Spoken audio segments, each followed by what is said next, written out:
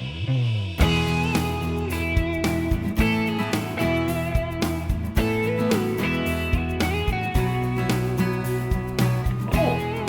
there, and welcome back to the Surrogate Dad podcast. Today we're going to finish off episode 1, so this is 1A or 1B as the case may be. So let's get into it. We're going to finish off with oil and adding oil and windshield washer antifreeze. So without further ado, let's go. Okay, so we're here looking at the front. So there's the hood right there, and behind there is the vehicle we sit in. So this is the front of the vehicle. Here's the grille. And this is the radiator cap. This is the cap that holds in the fluid in the radiator. You want to be very, very careful. Never open this when the engine is hot or even warm, because it's under pressure and it's hot. You start unscrewing this and you're going to have hot fluid come splashing out at you, and you're going to get burnt. So you don't want to do that. You follow this tube. You see the tube right there. We're going to follow that tube along. And we see it leads to this container here. And so this is where we add radiator coolant. All right, now, so let's swing back to the washer fluid here. And again, this can be in different places, but it always looks like this. The cap with a picture, it'll usually say washer fluid on it, but it'll always have this little picture of your windshield getting washed. And you'll have this little tube that goes down inside like this. And it goes into a reservoir. You pop it open, and that's where you add your fluid. You don't always need a funnel. You might need a funnel, but when I show you how to add oil, I'm going to show you a dad tip, how to pour without a funnel. If you haven't got a funnel handy, how you can pour without a funnel, not spill anything. So stay tuned for that dad tip coming. In the summertime, you could just add water in the summertime, but it's way better to add the fluids that have like the bug cleaner in them, and they'll clean those greasy bugs off your windshield. And so that's great stuff to put in the summer. And just in case you are wondering what the last thing to go through a bug's mind when he hits your windshield, it's his bum. There's my dad joke for the day. All right, so there's where you'll put the fluid. And in the wintertime, you want to put antifreeze and windshield washer antifreeze. So there's different kinds of antifreeze. There's the antifreeze that goes in there, and the antifreeze that goes in here. So you got to be very, very careful you get the right stuff for each application.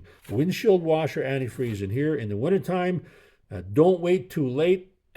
Anytime it gets anywhere near freezing, get the right stuff in there. And usually I don't mix it usually. I'll throw it in. It's made for minus 40. I just throw it in. I don't have to worry, do I have enough in there? Is it not enough in there? Is it too much water? So I'll rarely use water in there. In the summertime, I'll use the fluid that cleans bugs off the windshield. And in the wintertime, I'll use windshield washer antifreeze. All right, let's swing over to the last one for today, the checking your oil. So here's the oil dipstick. That's this thing right here. And most of them are like this. Most of them are a little round circle, and that's so you can get your finger in there. And they're often yellow. This one is at the front of the engine. There's the radiator cap, and this is at the front of the engine. They'll often also be on one side of the engine, okay? But they'll always be right there, attached to the engine, either on the front or one side. And when you want to check your oil, which you should do regularly, every time you change, or every time you fill up, or every second time you fill up, as often as possible, you want to check your oil so you have proper lubrication. So we simply just pull the dipstick out, and then we grab a rag, and let's grab a rag, and we wipe the oil. You can see the oil there on the dipstick. We wipe the oil off.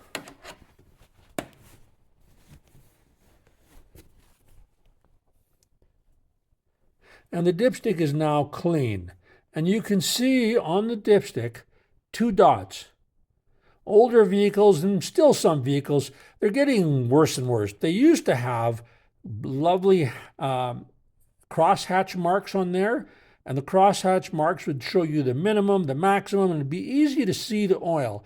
What they've done is they've got rid of that. Some vehicles will still have it, but they have nothing on this one but these 2 holes. And the two holes show you the minimum and the maximum. And theoretically, the oil will show, if the oil reaches the level of one of the holes, you'll be able to see it in the hole. So, we've now cleaned it off. Let's put the dipstick back in again. And they make dipsticks very flimsy these days, so quite often it's a good idea to grab it down here and just push it down like that. Once you got it all the way in, you're good to go.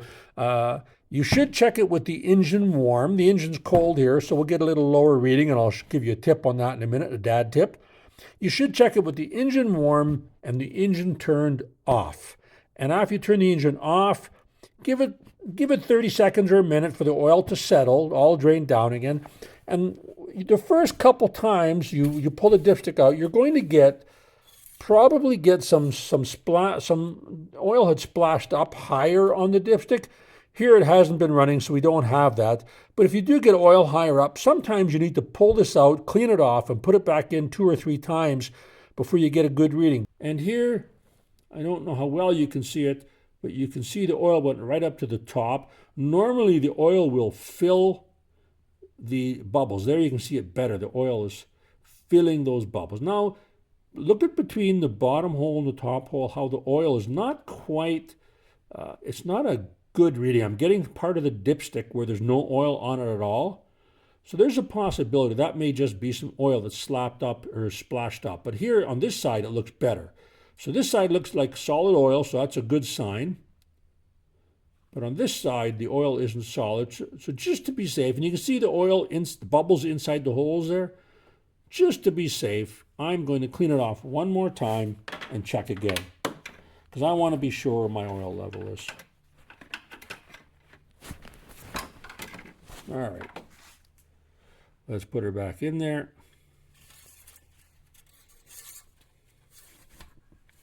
Don't need to give it any time. Once you got it in there, that's good. And let's have a look. There you can see the reading, and you can see the oil is clearly up slightly over the top dot. So this one is slightly overfilled. Not the end of the world, but you don't want to try not to overfill your oil. If you overfill it too much, you want to drain a little bit out. You don't want to have it overfilled. But this looks pretty good. You can see the brown oil there, golden brown. It's still fairly clean. And so there you go. So the oil's good. If you got the oil at the bottom dot or below, you definitely want to add. Normally, between the bottom dot and the top dot, you add 1 liter. In Canada. In the United States, it might be a quart. They're not much difference. They're pretty close to the same size. A liter is a little more than a quart. But there you go. So normally it's a 1 liter, 1 quart between the 2 dots. Now, let's suppose your engine is cold. And you look at your engine and you get a reading at the bottom hole there. Well, you're low, you need a quart. Well, you don't need a quart or a liter. When the engine's cold, the oil will be cold, and when the engine's hot, the oil expands. And so if you check it with the engine cold, the real true reading when it's hot will probably be about a half a liter higher. So let's say you're checking it when it's cold and you find it at the add mark. Well, you could probably just let it go, leave it, and then check it again when it's warm. You'll probably find it in between the 2 marks. But if you wanted to add, I wouldn't add more than half a liter, because everything's going to expand when it gets hotter. So best to check it at operating temperature, but if you do check it at cold, make sure to make that allowance. So there you go. There's checking the oil. Okay, so here we are under the hood, and now I'm going to show you a trick. This is not something you should do regularly get a funnel, but if you haven't got a funnel, here's how you can pour oil without spilling. If you have access to a rag, put a rag around the fill spot. I'm not going to add today. I'm just going to show you the trick. So let's say you've got a full jug of oil. You're changing your oil and you've got a full jug of oil. Well, as soon as you pour it a little bit, oil starts coming out. And now you're way up above there and you got to try and get it in there without spilling. That's pretty hard to do sometimes. You're bound to spill something. So let's say you've got a full jug of oil. You've got no funnel around you, but you got to get oil in that engine. Well, you turn it around the other way, pop the top off, obviously, and then you start going like this, and now the oil's not going to come out of there because this is the highest point. and you get to a certain level, the oil will start coming out. So what you do, and it'll take a little practice, is as you're tipping it over, you tip it over sideways as well, and you're getting closer. Pretty soon the oil will come out, and you're a lot closer to here and less likely to spill. And if you do spill, you'll only spill a tiny bit. And if you've got a rag there, it'll catch it. So again, pull it to the back side here, like this. And then as you're pouring it, just kind of turning it, and you get a lot closer and a little easier to do it without spilling. So there you go. There's a dad tip for you. You can do that for your oil. You can do it for your radiator. You can do it for your washer fluid. All right.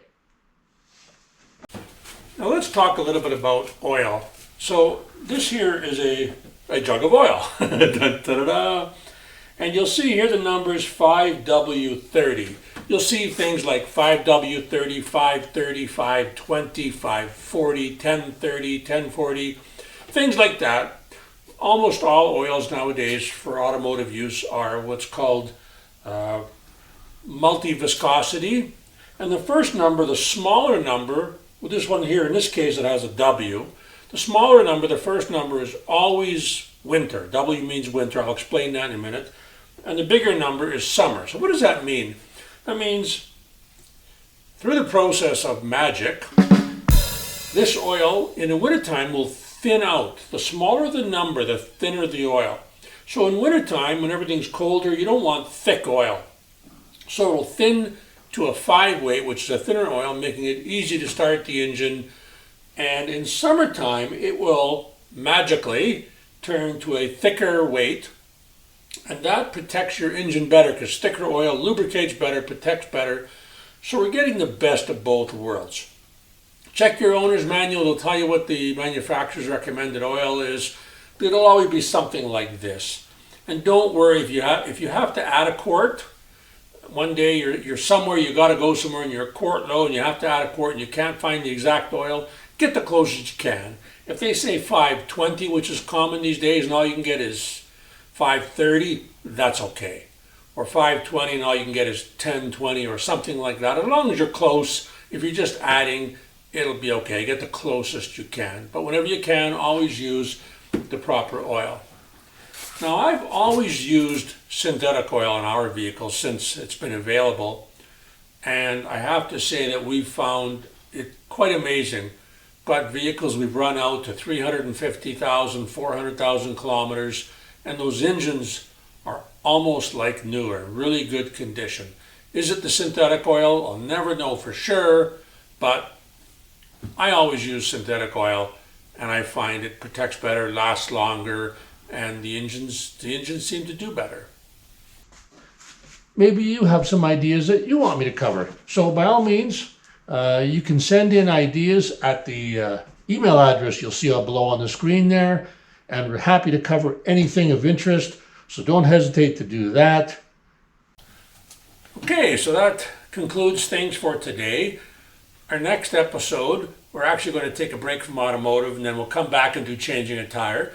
But I'm going to do the first on a series on investing. So we'll talk about the basics of investing to get you started. All right? That's it for today. Remember, Dad loves you, and listen to your mother. Bye for now.